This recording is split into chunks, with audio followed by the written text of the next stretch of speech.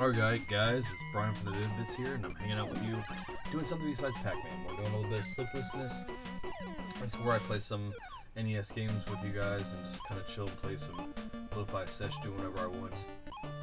On the Nintendo Entertainment System, thus the NES and SleeplessNES. So, hopefully you enjoy. I'm just going to mess around. I hope that you also enjoy the beautiful, crisp imagery of the retro USB ABS. It's what's bringing to life this Nintendo for you. I think it's a phenomenal machine. Not overstate that. I regretted when I got rid of it, and it took me a long time to be able to acquire the funds to get it. But we did it for you guys because we wanted to be able to play NES games on official created hardware. I know it's not the Nintendo, but they built this board from the bottom up, so it's not a pretender board. It's not an emulation station. It's actually a real board.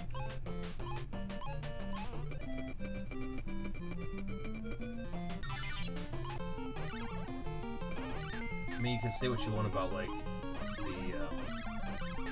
the NES Classic, and it does its job, but this thing is just choice.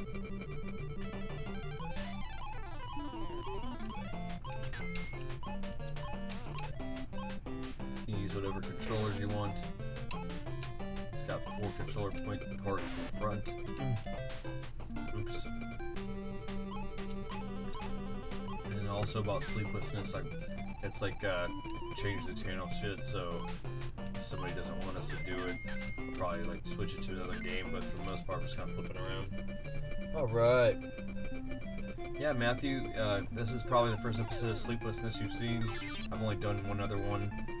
I did it when Bray was on vacay, because I was missing him, man. I had to get my feels about it, so it's like, what better way to do that than to just pop on some Nintendo.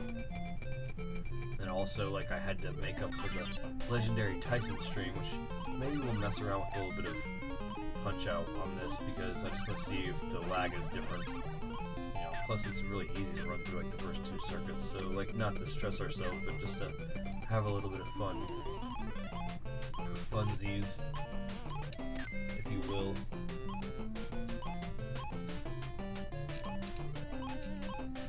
The ramp is real with this. Like the first stage is kind of like got all this hazards and stuff to make you feel like there's a lot of difficulty, and then you get it a little bit deeper in here. It's not too bad for like the meat of the middle of it, but for a speedrunner, this whole shit here in the beginning is a nightmare.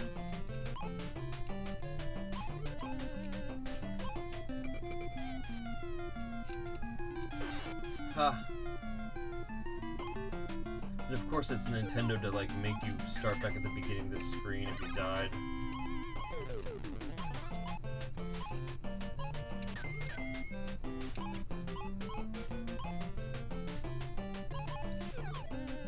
I know it's a little bit of cross-pollination of like advertising, guys, but if you could spread the word about Chomp Champs, it would really mean a lot. We want Bandai Namco to know how much we're trying to grow the brand, and that also grows the Vid-Bits brand, because the more eyes on that, the more eyes on us, and in retrospect it just gets us to a sponsorship situation that suits us, which basically suits all of us and puts us in a situation where we can create more full-time. So you know, if you like what you see and you like the fact that, you know, we have a unique channel where if Brian can't sleep, you might see SleeplessNES, you know what I mean? And that's something that we don't even have the programming block.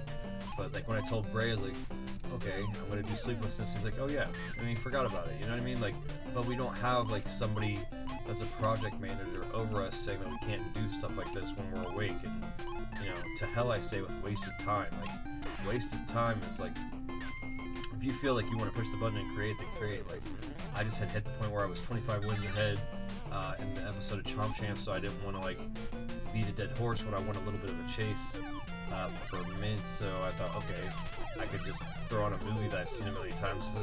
I really don't have the time to emotionally get invested in anything that's not consistent right now. So, and I didn't want to get on my binge watch list. So, really, the only thing I could do was this, and that made the most sense, because I'm really trying to save up for my energy for Dave, and we will be doing more Dave, especially now that the Chomp Champ stuff is starting to regulate, it's like me and Braden are individually trying to regulate our sub schedules together, but we're also dealing with the maelstrom that's known as Game a Day May, which we're the most passionate about that. Like, if you thought about the building blocks of what we are as a channel, Game a Day May, and the ability to act on the fly, make amazing content with our backs against the wall, and then find a way to give back to the community. So, in the first one, we're selfish. It's all about gameplay because we can't talk. So beating a bunch of games, making you just see some choice gameplay, trying to like say, hey, this is our welcome to the world, so it's our sizzle royal, so to speak, as gamers in the season 1. And then season 2, like, okay, we might have some eyes on this project, so it makes more sense to give back to the community, and we did it in the form of indie games. So I hope that you check that out, because really, selfishly, if you don't check it out, you're doing yourself a disservice to not see more than just the splash screen for some of these games, because some of them, let's all be honest, we're guilty of it. We see the splash screen, we're like, oh, that's Spelunky.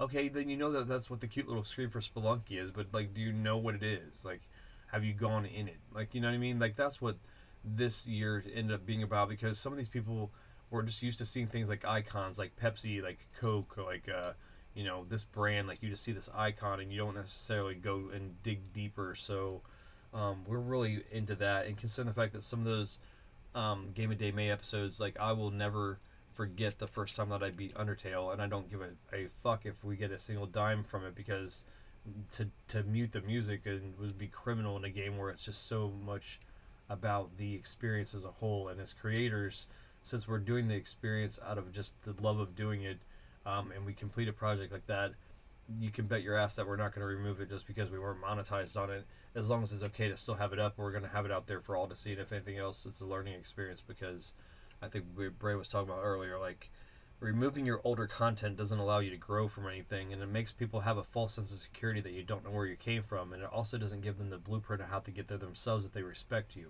They want to actually see where your growth is. When I see you as a creator and I respect you, I want to go back and see your earlier shit so I can see where you came from, so I can champion how much growth you've had over so much time. So, you know, for us to remove any of our earlier content with our sound issues, lag, stream lag, catch up shit, like, that would make no sense, because then we would be giving you guys this projection that we don't, you know, we don't appreciate where we came from. And I think that it's paramount as creators for people to learn the journey. I mean, if that's anything else, is like an allegory for Braden going through the Dark Souls to deal to our Elden Ring, and you know, if he didn't have the momentum or like the, you know, the weight of like where it came from, then it wouldn't make it more sweet when you get across that finish line in the final blow of the boss of the DLC. So if you don't care about the way of the journey, that's fine. We're here for you for a myriad of reasons. Some of it is to mess around and watch me play Nintendo, and sometimes you're gonna see that. But if you look at the 860 videos, sleeplessness has occurred twice, so you never know what you're gonna get when you're hanging out. And just like you didn't know what I was gonna turn on when I put up the DM shield, if you will. This is Yo-Noid. It's a reskin of some Japanese game for the Famicom, where they decided that they wanted to cash into the Domino's pizza craze by using their mascot in the game. It's maddeningly hard. I don't know why I played it. I think it's a nostalgia thing. I had a buddy, Rob E, that when I was growing up, he, you know, insisted that we read this game, and I just thought, God.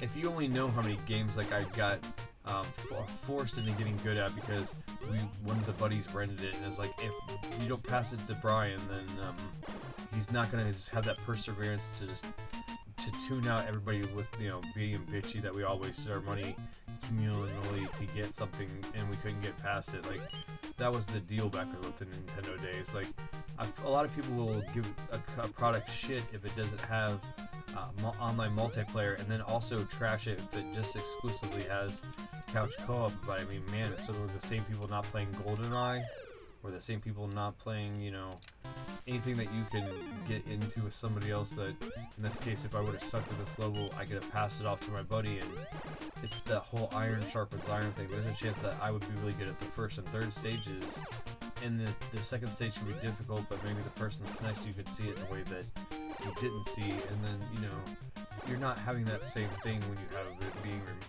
you know, universally versus like remotely. And then Nintendo tried to close the gap a little bit of that with the online service, because like you can go in and play multiplayer and then like actually have like a pointer on the screen so that person can, you know, think that you're in there, and you can push a button and it like makes you clap and stuff. But it's still not the same as somebody just sitting in the same room as you and, you know, like playing Castle Crashers on the same screen. It's badass. Like Scott Pilgrim on the same screen, you know, same thing. Like it's badass because like you don't have to worry about whether or not there's online lag or whether or not it's pinging a server. And like it got to the point where we're now spoiled to death that if a game doesn't have online multiplayer, that it's a shitty game. But even if it still has the ability for you to play it locally, I just don't get where that came from, that we became so okay with the disconnect, and then mad if there wasn't the ability to only virtually connect. So when a game like this would come out, what would you do then if you just you can't watch somebody else play it, and like you're just trying to play it, and you wouldn't even play it, really. You wouldn't. Like, there's a reason why they couldn't carry it over with whatever the backs of the skin was initially, and they decided that the Yo-Noi character made sense. Like, it's a broken freaking game. I'd like to do a series like that where just the reskin games that were shit games that were reskinned just to salvage them, because there's no way they would get them over here if they were just shit. Because there's a lot on the Famicom, and that's why, you know, Todd had and Howard had like a lot of quality control thing. Supposedly, a lot of people in the industry stink-fisted because they said all of these decisions were made by like one person. But still, you know, Howard Phillips, I really would say, in the end of the day, had the best interest at heart of everybody, because if he would have passed on the original Mario 2, I'm not quite sure that we'd see the Mario that we see as a franchise when they had to like then backpedal and like make, you know, Mario USA, is what they call Mario 2 overseas. But I digress. That was a turd. I don't know why I keep putting that on. I really don't. Oh, come on.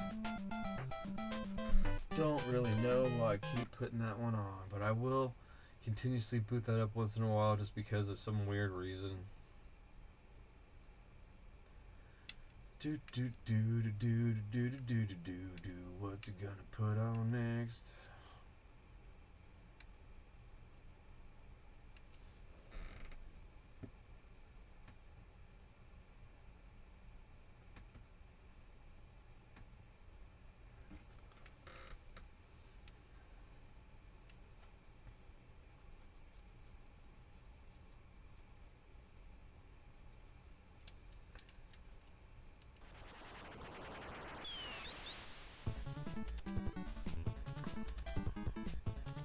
Man, these character models look way better on this shit. I mean, there's something to be said about CRT though.